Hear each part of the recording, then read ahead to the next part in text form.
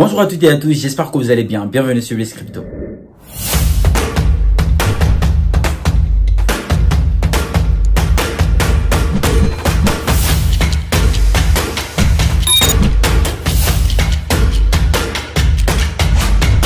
Ici, je te parle de crypto-monnaie, de révolution qu'apporte la blockchain dans le secteur économique. Si c'est une thématique qui t'intéresse, je t'invite à bien vouloir t'abonner en activant la cloche de notification pour ne rater aucune prochaine vidéo. Concernant le Solana, on part tout de suite d'une prédiction de Raoul Pal, potentiellement figure emblématique de marché crypto qui prévoit une augmentation de l'actif au prochain bull market de 2000%. Tout de suite, on va se poser la question relative à la faisabilité. Est-ce que c'est déjà arrivé dans le passé ou quelles sont les innovations qui pourraient faire en sorte que ça puisse arriver? Et justement, on va retourner dans le passé, en l'occurrence l'historique de prix de Solana depuis CoinMarketCap. On voit tout de suite que le plus haut de Solana, ATH a été de 232 €. Le plus bas, donc le ATL, a été de 0,4 €.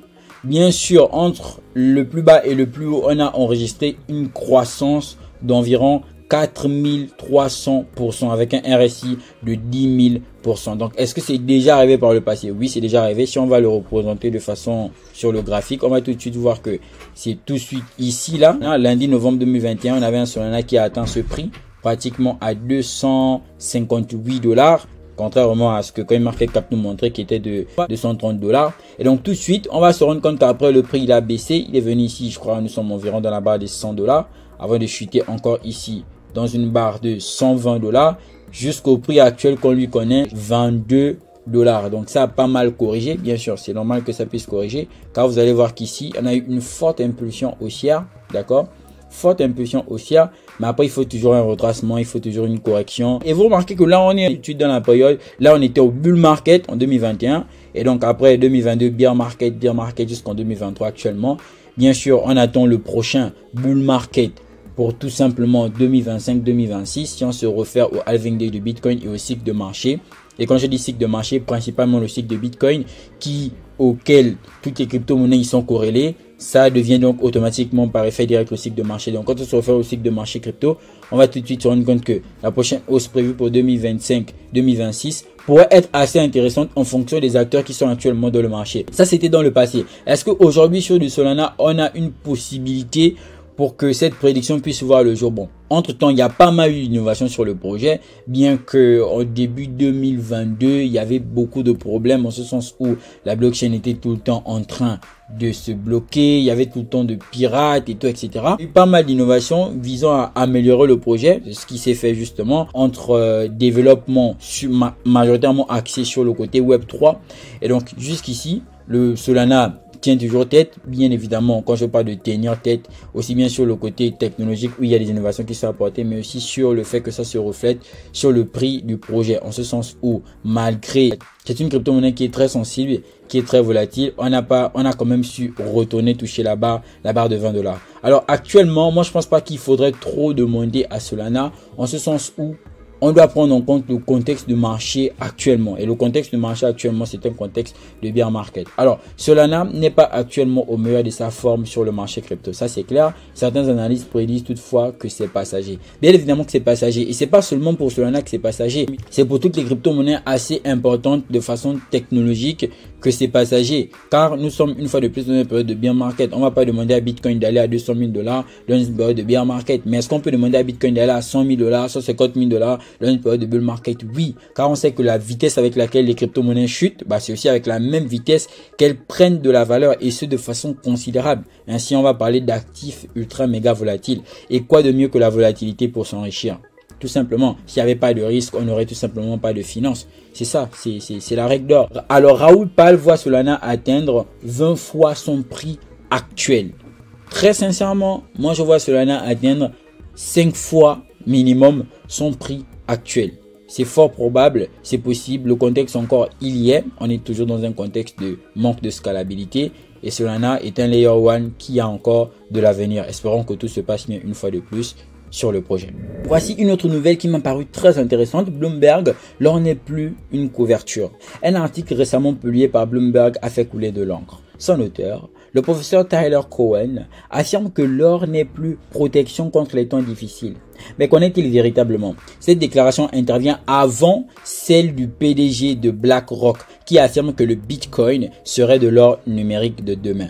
bien sûr, pour les personnes qui ont regardé les documentaires que j'ai eu à publier sur la chaîne et même sur le groupe Telegram, une fois de plus, si vous n'êtes pas dans le groupe Telegram, il vous suffit de cliquer sur le lien en bas de la description pour rejoindre la communauté. Nous sommes environ 1000 personnes, si je ne me trompe. Et donc, force est de constater que dans ces différents documentaires, il était question de mettre en évidence les points communs entre l'or et Bitcoin. Et bien sûr, on parle en termes de Bitcoin comme étant l'or numérique. Alors, est-ce que c'est pas abusé de dire que l'or ne serait plus une valeur refuge? Ah non, je pense quand même que c'est abusé. Pourquoi? Parce que on sait aujourd'hui que le marché de l'or, il est assez important. Aujourd'hui, nous ne sommes pas au niveau où l'or serait une valeur qui ne serait tout simplement plus favorable, qui ne serait tout simplement plus protectrice. Alors, l'approfondissement des arguments exposés montre que l'or reste lié aux indices boursiers à la création monétaire récente, mais rien ne démontre et implique qu'il est dépourvu de sa qualité de refuge. Justement, l'or sera toujours là.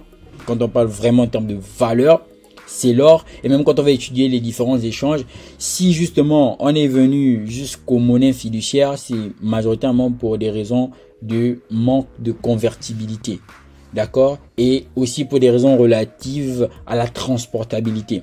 C'était compliqué de transporter de l'or. L'or ne pouvait pas être converti avec n'importe quoi. Et c'est justement cette rareté-là qui, aujourd'hui, a maintenu la valeur de l'or, bien que son cours ait chuté majoritairement à la période de Mansa Moussa, qui était un très grand roi au Mali, qui justement a fait chuter le cours de l'or de par la quantité d'or qu'il avait et comment est-ce qu'il distribuait ça aux gens. Et plus ça devenait populaire, moins ça devenait rare.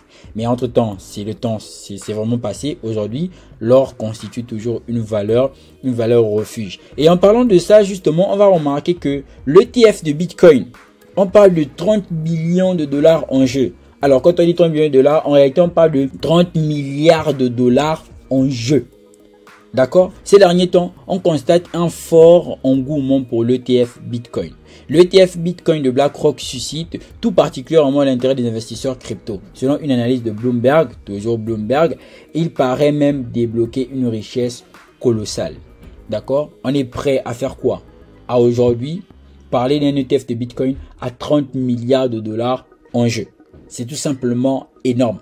Pour un actif, et là je vais parler de Bitcoin, pour quelque chose qui ne valerait rien, qui serait tout simplement spéculatif, qui n'aurait pas d'avenir, pourquoi toute cette liquidité? Donc vous comprenez tout de suite que les grandes institutions prennent conscience. En fait, on ne peut même pas dire prennent conscience parce que elles ont toujours eu conscience et ont toujours investi dans le Bitcoin dans l'ombre. Calculé depuis, d'accord, c'était vraiment déjà calculé, le potentiel de l'ETF Bitcoin de BlackRock. Pour l'heure, la SEC n'est pas encore définitivement prononcée sur l'ETF de BlackRock. Bon, on va faire tourner le suspense et tout, etc. Mais en réalité, on peut essayer de prédire ce qui va concrètement se passer. Donc là, il y avait l'actualité très intéressante sur BlackRock, d'accord, sur le Bitcoin. Il y avait aussi l'actualité assez intéressante sur le Solana. Alors du côté Solana, une fois de plus, c'est vraiment à garder un œil dessus car c'est très intéressant. C'est très intéressant actuellement. Alors, un Solana à 2000% au prochain bull market. J'attends vraiment votre avis dans la barre des commentaires. N'oubliez surtout pas de liker cette vidéo. On se retrouve très bientôt dans une nouvelle prochaine vidéo. Peace out.